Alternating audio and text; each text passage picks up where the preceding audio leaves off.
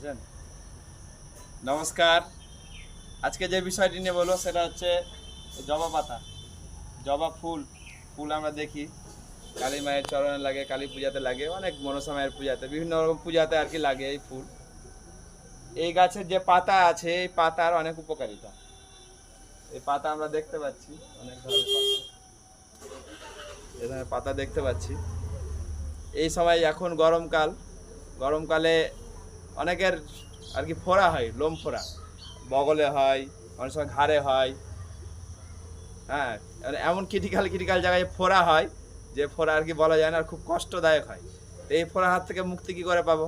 তার জন্য এই পাতাগুলোকে নিয়ে এরকম রস করে, একটু রস করতে হবে, জল দিয়ে রস করে সেই রসটাকে দিয়ে যেখানে ঠিক ফোড়া হবে আপনার ঠিক সেখানে লাগিয়ে রাখতে হবে।